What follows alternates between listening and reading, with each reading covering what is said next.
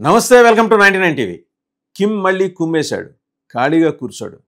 మనిషి భూమికి బెత్తరే ఉంటాడు కానీ అమెరికా ప్రెసిడెంట్ డొనాల్డ్ ట్రంప్ని కంటి మీద కునుకు లేకుండా చేస్తాడు, నిద్రపోనీయకుండా చేస్తాడు. ఏదో ఒకటి చేయిందే కిమ్కి తోసదు. కిమ్ ఏం చేస్తున్నాడో చూడందే ట్రంప్కి తోసదు.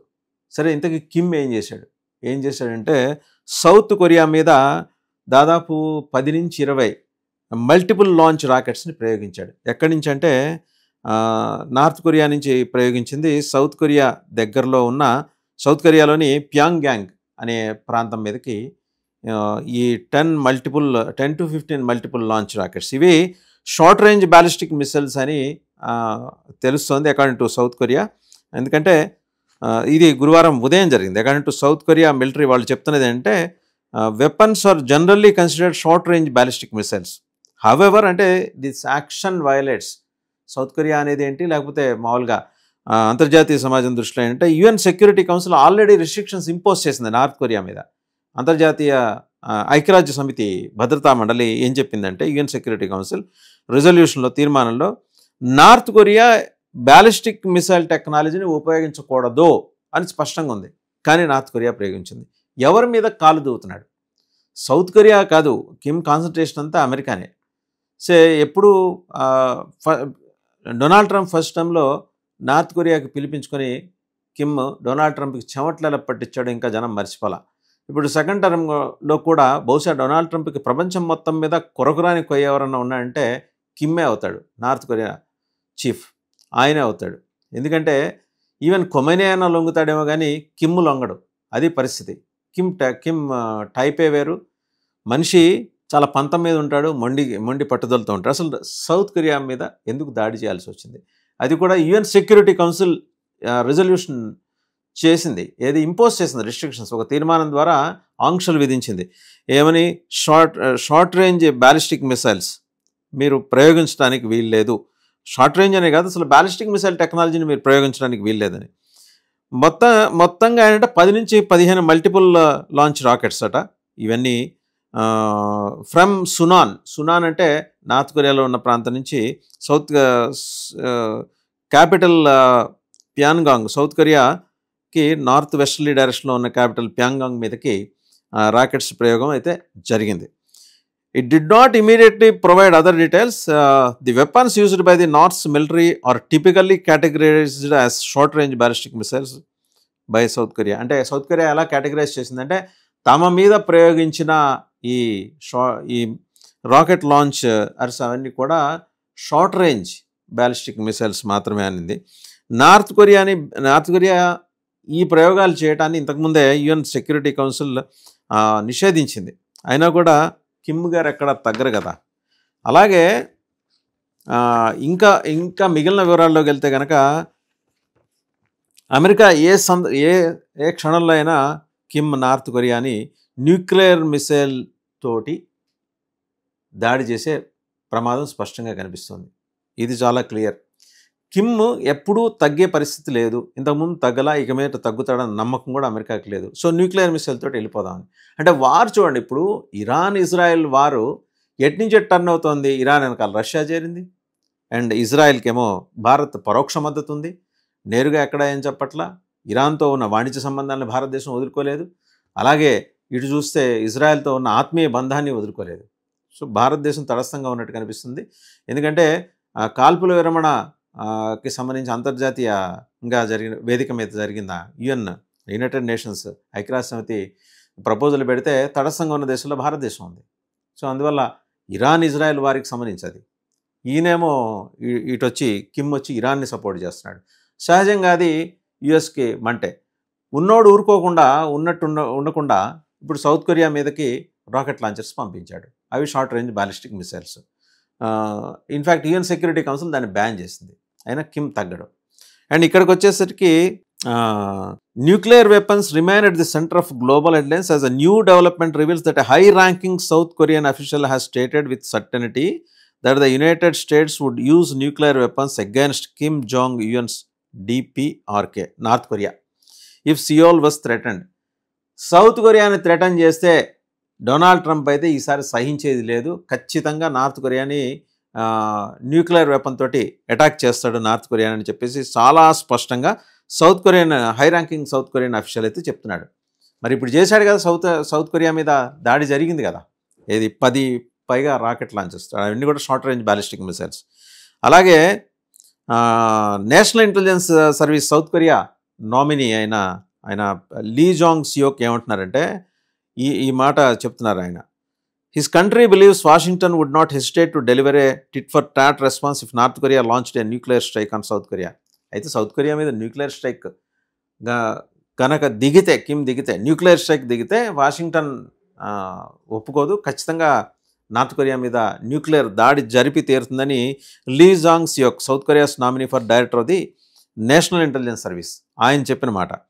So Lee made the comment during his nomination hearing according to a Reuters report. Reuters వార్తా సంస్థ ఈ విషయాన్ని తెలియజేసింది. సో ఆయన ఇది చెప్పిన ఒక రోజు తర్వాత ఇది జరిగింది. ఈ స్టేట్మెంట్ ఆయన ఎప్పుడు ఇచ్చారు? నిన్న ఇచ్చారు. ఎవరు? Lee Jong Seok South Korea's nominee for the director of national intelligence service. ఆయన ఈ స్టేట్మెంట్ ఇచ్చిన ఒక రోజు తర్వాత మరి కవ్వింపు చర్య అనుకోవాలా?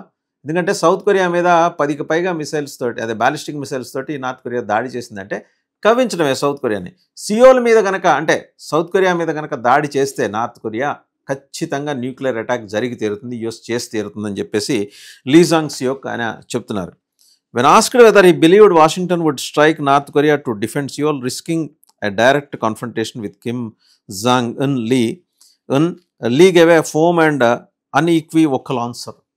ఇది అడిగితే లేదు, ఖచ్చితంగా చేసి తీరుతుంది వాషింగ్టన్, అదే అమెరికా అయితే ఊరుకోదు ఒకవేళ సియోల్ని బెదిరించే పని అయితే. అలాగే ఇంకో ప్రశ్న కూడా ఉత్పన్నమవుతుంది. Can North Korean missile strike USA అంటే మరి నార్త్ కొరియాకి అంత సామర్థ్యం ఉందా? నార్త్ కొరియా మిసైల్స్ యుఎస్ని టార్గెట్ చేయగలవా? ఇది పెద్ద ప్రశ్న. ఇన్ఫ్యాక్ట్ మనకు తెలిసిందే నార్త్ కొరియా పర్స్యూ చేసింది న్యూక్లియర్ వెపన్స్ ప్రోగ్రామ్ని for years and is believed to have stockpiled enough fissile material to build atomic bombs. ప్రపంచానికి ఆల్రెడీ ఇరాన్ అనే ఒక దరిద్రం పట్టుకున్న తర్వాత అక్కడ 4 అణు కేంద్రాల్లో నతాన్స్తో పాటు ఫోర్డో, ఈ 2 అణు కేంద్రాలు మనకి తెలిసినే. ఒకటైతే టెహరాన్కి చాలా దగ్గరలో నైరుతి దిక్కులో ఉంది, దాదాపు 225 కిలోమీటర్స్ దూరంలో. దాని మీద ఇజ్రాయెల్ అటాక్ జరిగితే పాక్షికంగా ఆ నతాన్స్ కేంద్రం ధ్వంసమైంది. రెండోది చాలా ఇంపార్టెంట్, ఫోర్డో, వేర్ కరెక్ట్గా భూమికి 220 అడుగుల లోపల వీళ్ళు ఈ అణుకేంద్రం నిర్మించుకొని ఉన్నారు. అక్కడ 83.7 ప్యూరిటీతో ఉన్న యురేనియం నిల్వలు ఉన్నాయి. ఎంత? 700 కేజెస్. అంటే అది చాలా ప్రమాదకరమైంది. అది ఆల్మోస్ట్ 90% దగ్గరికి వచ్చేసింది. అంటే మోస్ట్ యాక్యురసీ ఉన్న యురేనియం. అది కనుక ఉంటే దాంతో అనవసరాలు తయారు చేసుకోవచ్చు. ఆ దరిద్రం అట్లా ఉంటే దాని గొడవతోటి ప్రపంచం అతలాకుతలం అవుతుంటే ఇప్పుడు తాజాగా బయటకు వస్తున్న విషయం ఏంటంటే నార్త్ కొరియా కూడా దాచుకొని ఉంచుకుందట అణ్వస్త్రాలు తయారు చేసుకోవడానికి కావాల్సిన మెటీరియల్ని. అంటే అవే పార్టికల్స్నే, న్యూక్లియర్ పార్టికల్స్ని దాచిపెట్టుకున్నట్టుగానే మనం భావించాలి. ఏది? యురేనియం పార్టికల్స్ని. Enough fissile material to build atomic bombs కావలసినంత ఉందిట. ఇరాన్కి అంత ఉందో ఇప్పుడు ఈయనకు కూడా, నార్త్ కొరియాకు కూడా అంతే ఉంది. అంటే ఇరాన్ అందుకనే బ్యాక్ చేస్తున్నట్టు ఇరాన్కి సపోర్టు ఇస్తున్నట్టు అనమాట కిమ్ తీసుకున్న ఈ నిర్ణయంతో యుఎస్ ఇరిటేట్ అవుతుంది, న్యాచురల్గా ఇరిటేట్ అవుతుంది. జియో పొలిటికల్ అఫైర్స్లో ఏంటంటే కిమ్ అంటే మామూలుగానే మంట డొనాల్డ్ ట్రంప్కి. తన ఫస్ట్ టర్మ్లోనే దాఖలా నార్త్ కొరియాకి పిలిపించుకొని భయపెట్టి మరీ పంపించాడు, భోజనం పెట్టి భయపెట్టి మరీ పంపించాడు కిమ్. మరి అదంతా మనసులో ఉంటుంది కదా డొనాల్డ్ ట్రంప్. ఆయన అసలే ప్రపంచ పోలీసు, వెర్రెత్తున్నాడు ఇప్పుడు జరుగుతున్న పరిణామాలతోటి. ప్రపంచం అంతా తన కాళ్ళ కింద బానిసల్లా ఉండాలని భావించే డొనాల్డ్ ట్రంప్కి కొరకు రాని కొయ్య ఈ భూమికి బెత్తడున్న కిమ్ ఏంటి నన్ను సవాల్ చేయడం ఏంటి? సవాల్ చేయడం కాదు, న్యూక్లియర్ బాంబ్ తయారు చేసుకోవడానికి నేను రెడీగా ఉన్నాను, ఆల్రెడీ తయారై ఉంటుందనే అనుమానం కూడా ఉంది. ఎందుకంటే Kim has stockpiled enough fissile material to build atomic bombs స్పష్టంగా ఉంది. అది అంతర్జాతీయంగా రైటర్స్ వార్తా సంస్థ చెప్తున్నమాట. Although it has not tested a missile armed with a nuclear warhead, experts believe Pyongyang possesses the capability to strike the US mainland with nuclear armed missiles. So అది test చేయలేదే కానీ, అంటే ఇప్పుడు US అనుకోండి, ఈ మహాబాంబర్ అంటే mother of all బాంబ్స్ని టెస్ట్ చేసింది ఆల్రెడీ. మనం ఇంతకుముందు చెప్పుకున్నట్టు ఎంఓపి రెడీగా ఉంది ఆల్రెడీ. న్యూ మెక్సికోలో అది it was tested on the ground. New మెక్సికోలో స్పెసిఫిక్గా ఉన్న ఆ మిసైల్ గ్రౌండ్లో టెస్ట్ చేశారు. ఏది ఎంఓపి అంటే అది మదర్ ఆఫ్ ఆల్ బాంబ్స్ కన్నా పెద్దది. దాదాపు ఎంఓపి బరువే 13,600 కిలోలు, అంటే 30,000 పౌండ్స్ బరువు ఉంటుంది అది. అది నేరుగా ఏంటంటే భూమిలోకి చొచ్చుకుపోతుంది ఎంఓపి. అది 200 అడుగుల లోపలికి చొచ్చుకుపోయి తర్వాత బ్లాస్ట్ అవుతుంది. బ్లాస్ట్ అయిన తర్వాత ఫర్దర్గా డ్రిల్ చేసుకుంటూ వెళ్తుంది. ఇప్పుడు ఇరాన్ అణ్వస్త్ర కేంద్రం ఫోర్డో ఆ పర్వత శ్రేణులకి ఆనుకొని ఉన్న భూగర్భంలో 220 అడుగుల్లో దాన్ని కట్టారు. అక్కడ దాకా వెళ్ళి పెనట్రేట్ అవుతుంది. దానికి 1.5 కిలోమీటర్స్ ఇంకా కిందకి వెళ్తే ఖొమైనీ గారు రహస్యంగా దాక్కున్న స్థావరం ఉంది. సో దాన్ని కూడా ఇది పేల్చేయగలరు. ఎంఓపి అనేది బిగ్ బాంబర్ అది. సో అలాంటివి ఈయనకు కూడా, అంటే ఆ స్థాయి ఈయనకి లేదు కానీ, అంటే ఈ దేశానికి నార్త్ కొరియాకి లేదు కానీ, బట్ నార్త్ కొరియా సవాల్ చేస్తుంది యుఎస్ని. అలాంటి బాంబర్ ఇప్పుడు బిగ్ బాంబర్, మహాబాంబర్ అనాలి దాన్ని. అది ప్రస్తుతం వీళ్ళ దగ్గర ఎంఓపి యుఎస్ దగ్గర ఉంది. అది ఇజ్రాయెల్కి యుఎస్ కనుక ఇస్తే ఇరాన్ మీద అటాక్ మామూలుగా ఉండదు. ఒకవేళ ఖొమైనీని లేపేయాలి అని గనక ఇజ్రాయెల్ పంతం బట్టి యుఎస్ని ఒప్పిస్తే అది ఆ లేపేయటం అనేది ఖొమైనీ ఒక్కడికే, ఆ ఇరాన్ ఒక్కదానికే సరిపోదు. చుట్టుపక్కల ఉన్న దేశాలు చాలా వరకు దెబ్బతింటాయి. యురేనియం దాని నుంచి వెలువడే రేడియేషన్ వల్ల, బ్లాస్టింగ్ నుంచి వెలువడే రేడియేషన్ వల్ల ప్రపంచానికి, ప్రపంచ పర్యావరణానికి చాలా పెద్ద విపత్తు. అంటే యుఎస్ని ఆల్రెడీ ఇరాన్ రెచ్చగొడుతోంది. దాంతోపాటు ఇప్పుడు కిమ్ ఇరాన్తో పాటు చేతులు కలిపి ఆయన రెచ్చగొడుతున్నాడు. సో డొనాల్డ్ ట్రంప్ సహజంగానే ఈ జియోపొలిటికల్ అఫైర్స్లో తన ఆధిపత్యాన్ని సవాల్ చేసే వాళ్ళు ఎవరిని డొనాల్డ్ ట్రంప్ సహించడు. వీళ్ళ పక్కన రష్యా ఉండొచ్చు. ఇప్పుడు ఇంతమంది కలిసిన తర్వాత చైనా కూడా అటే ఉండొచ్చు. ఈ పరిస్థితుల్లో అమెరికా ఇటుండి మరి ఒకవేళ నార్త్ కొరియా మీదకి దాడికి దిగితే పరిస్థితి ఏంటి?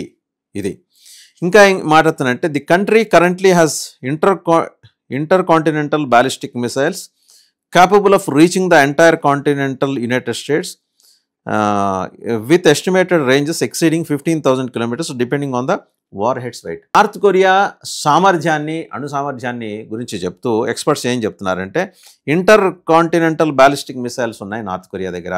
అంతర్ఖండ బ్యాలిస్టిక్ మిసైల్స్, క్షిపణులు, ఇవి యునైటెడ్ స్టేట్స్ని కూడా రీచ్ కాగలవు. With estimated ranges exceeding 15,000 kilometres, 15,000 కిలోమీటర్ల పైబడి కూడా ఇవి వెళ్ళగలవు. అంటే వార్ హెడ్ వెయిట్ని బట్టి ఉంటుంది. అది వార్ హెడ్ వెయిట్ ఒకవేళ మరీ ఎక్కువ ఉంటే రేంజ్ తగ్గచ్చేమో కానీ, బట్ మినిమం 15,000 కిలోమీటర్స్ అయితే ఖచ్చితంగా నార్త్ కొరియా తన అణు సామర్థ్యాన్ని నిరూపించుకోవడానికి పంపించగలదు ఇంటర్ కాంటినెంటల్ బ్యాలిస్టిక్ మిసైల్స్ని. Meanwhile, other reports have stated that DPRK had achieved this feat as early as 2019. అంటే నార్త్ కొరియా 2019కే ఈ స్థాయికి వచ్చేసింది, అమెరికాని ఢీకొట్టే స్థాయికి వచ్చేసింది. According to the reports, the United States forces Korea, USFK అంటారు, USFK, which is responsible for supporting and training joint Korea US forces and United Nations Command multinational forces. వాళ్ళు చెప్పేదాని ప్రకారం ఏంటంటే, it was quoted in 2019 as saying that the Hwasong 15 ICBM intercontinental ballistic missile is capable of striking any part of the continental United states.